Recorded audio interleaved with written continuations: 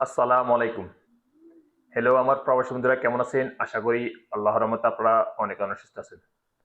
Saudi আরব local bank account এবং কিনা বিভিন্ন ডিজিটাল ওয়ালেট অ্যাকাউন্ট ব্লক হওয়ার মূলত কারণ কি? দেখুন, আগে কিন্তু আমরা যখন বাংলাদেশে অতীত ট্রানজাকশন কারণে কিন্তু বাংলাদেশে সৌদি আরব ব্যাংক অ্যাকাউন্টগুলি ব্লক হয়ে যেত। বর্তমানে আরেকটা কারণ হয়ে দাঁড়িয়েছে। কারণটা হলো কি?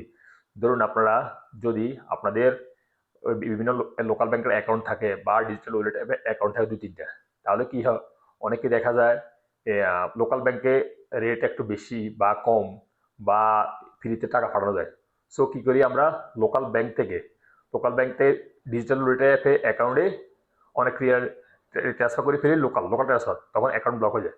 আমাকে গতকাল একজন কমেন্ট করেছে, ভাই আমার আল্লাহ ব্যাংকের একটা অ্যাকাউন্ট ছিল এবং ব্রাকের একটা অ্যাকাউন্ট ছিল, ডি3 ব্যাংকের একটা অ্যাকাউন্ট ছিল। সো আমি আল্লাহ ব্যাংক থেকে 2000 রিয়াল ট্রান্সফার করছি ব্রাকে এবং ডি3 ব্যাংক থেকে 500 রিয়াল ট্রান্সফার করছি ব্রাকে। যখন আমি 25 রিয়াল ট্রান্সফার করছি, তাৎক্ষণিক যখন আমি বাংলাদেশের টাকা ট্রান্সফার করব তখন অ্যাকাউন্টটা ব্লক করে দিছে। সো আপনারা এটা মাথায় রাখবেন।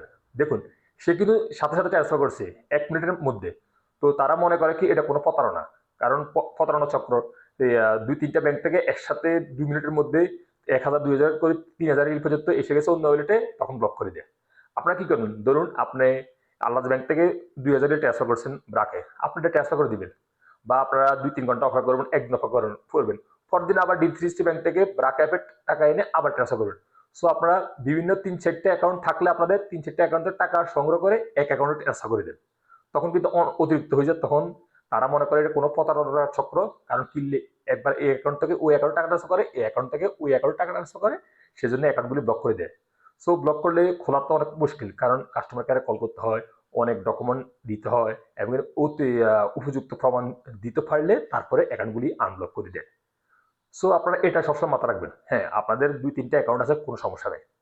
আপনাদের আল্লাহ ব্যাংকের অ্যাকাউন্ট থাকুক, আলহারি ব্যাংকের অ্যাকাউন্ট থাকুক, রিয়াদ ব্যাংকের অ্যাকাউন্ট থাকুক, বা সাথে 2-3টা ডিজিটাল অ্যাকাউন্ট থাকুক, মোবাইল ফে, তারপরে এতিকমো অ্যাপ, তারপরে ব্রাক অ্যাপ, ডি3 ব্যাংক, এরকম ওয়ালেট থাকুক, সমস্যা নেই। আপনারা কি করবেন, যদি আপনাদের স্যালারি আসে লোকাল ব্যাংকে, বেশিরভাগ লোকাল ব্যাংকে স্যালারি আসে, বিভিন্ন রিয়াদ ব্যাংক, আলহারি ব্যাংক, আল্লাহ ব্যাংক। সো আসার পরে আপনারা কি করবেন, যেমন নাকি আপনি 1500 ট্রান্সফার করে দিবেন ব্রাক অ্যাপে, তখন আপনি এই টাকাটা ট্রান্সফার করে দিবেন, একদিন অপেক্ষা করবেন। তারপরে যদি ডি3 ব্যাংকে রিয়েল থাকে বা অন্য ওয়ালেটে রিয়েল থাকে, যদি অন্য ওয়ালেটে কম থাকে বা ভালো রেট পান এবং কিনা ফ্রিতে টাকা পাঠাতে পারেন, তাহলে ওই অ্যাকাউন্ট থেকেও 1000 1500 ট্রান্সফার করে আপনার ওই টাকাটা পাঠিয়ে দেবেন। আপনারা একসাথে 2-3টে ডিজিটাল ওয়ালেট অ্যাপ থেকে বা লোকাল ব্যাংক থেকে অ্যাকাউন্ট নিয়ে রিয়েল নিয়ে এক অ্যাকাউন্টে ট্রান্সফার করে দিবেন না এটা টাইমে। একটু অপেক্ষা করেন, গ্যাপ রাখবেন মধ্যে 12 ঘন্টা 6 ঘন্টা, তখন আর অ্যাকাউন্টগুলো ব্লক হবে না। আপনারা সাডেনলি কি করেন, হ্যাঁ আজকে এই ব্যাংকে রেট ভালো দিছে, আপনি তাড়াতাড়ি অন্যান্য 2-3 ব্যাংকের তখন টাকা ট্রান্সফার করে এই ব্যাংকে আইনে টাকা পাঠানোর চেষ্টা করেন, তখন কিন্তু অ্যাকাউন্টগুলি ব্লক করে দেয়।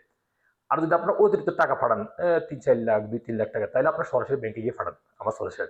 তাহলে আল্লাহ ব্যাংক আছে, তারপরে আপনারা ইনজাস ব্যাংক আছে, ফাওয়ারি ব্যাংক আছে, টেলিমানি ব্যাংক আছে, সরাসরি ব্রাঞ্চে গিয়ে আপনার টাকা পাঠাবেন, তাহলে কোনো সমস্যা হবে না। আপনারা ওয়ালেটের মাধ্যমে পাঠাতে যাবেন 2-3 লাখ টাকা, তাহলে কিন্তু আপনার অ্যাকাউন্টগুলি ব্লক হয়ে যাবে। সো আপনারা এটা মাথা রাখবেন সবসময়, যদি আপনার অতিরিক্ত বাংলাদেশে টাকা পাঠান, তাহলে আপনার সরাসরি ব্যাংকে গিয়ে টাকা পাঠাবেন। কারণ আমি কি জন্য এই বইটা পোস্ট করছি, আমাকে অনেকেই কমেন্ট করে, অনেকে ভাই আমার অ্যাকাউন্টটা হঠাৎ ব্লক হয়ে গেছে, আমি কিভাবে আনব্লক করবো। সো অনেকেই কিভাবে আনব্লক করা যায় অতিরিক্ত ট্রানজাকশন কারণে। সো আপনারা আগে কিন্তু বাংলাদেশে অতিরিক্ত বিভিন্ন রাষ্ট্রে টাকা ট্রান্সফার করার কারণে অ্যাকাউন্টগুলি ব্লক হইতো। এখন তো বর্তমানে বিভিন্ন লোকাল ব্যাংকে অতিরিক্ত ট্রানজাকশন কারণে কিন্তু অ্যাকাউন্টগুলি ব্লক হয়, মূলত কারণ। কারণ সৌদি আরব অনেক ডিজিটাল ওয়ালেট অ্যাপ আছে, অনেক অ্যাকাউন্ট আছে। আর আপনারা অনেকে কি করে একা কাম অনেকগুলি অ্যাকাউন্ট খুলে ফেলে। অ্যাকাউন্ট খুলুন, কোনো সমস্যা নেই। আপনারা ট্রান্সফার করার ক্ষেত্রে মাথা রাখবেন, কম ট্রান্সফার করবেন, একসাথে অনেকটা ট্রান্সফার করবেন না। অর্থাৎ এক ব্যাংক থেকে এক ব্যাংকে ট্রান্সফার করে, এক ব্যাংক থেকে আবার ওই ব্যাংকে ট্রান্সফার করে, একসাথে এক ব্যাংকে টাকা জোগায় 3-4-5 হাজার রিয়াল, তারপর সেন্ড করতে চেষ্টা করে, তখন কিন্তু অ্যাকাউন্টগুলো ব্লক হয়ে যায়। সো আপনারা এটা মাথা রাখবেন, আপনারা লোকাল ট্রান্সফারের ক্ষেত্রেও কিন্তু কম ট্রান্সফার করবেন, একসাথে ট্রান্সফার করবেন না। একটা দুইটা করে ট্রান্সফার করবেন। একটা ট্রান্সফার করার পরে আপনার 12 ঘন্টা অপেক্ষা করবেন, তারপর আটটা ট্রান্সফার করবেন, সমস্যা নেই। আর স্যালারি অনুযায়ী ট্রানজাকশন করার জন্য চেষ্টা করবেন সবসময়। সো এবার আশা করি বুঝতে পারছেন সৌদি আরব কি জন্য মূলত অ্যাকাউন্টগুলি এখন বর্তমানে বেশি ব্লক হইতেছে। অর্থাৎ লোকাল ট্রানজাকশন কারণে, ট্রান্সফার কারণে, লেনদেনের কারণে এই অ্যাকাউন্টগুলি অতিরিক্ত এখন ওই ব্লক হইতেছে, অর্থাৎ ডিজিটাল ওয়েটা বেশি ব্লক হইতেছে, অর্থাৎ লোকাল ট্রান্সফার করার কারণে। সো আপনারা এটা সবসময় খেয়াল রাখবেন।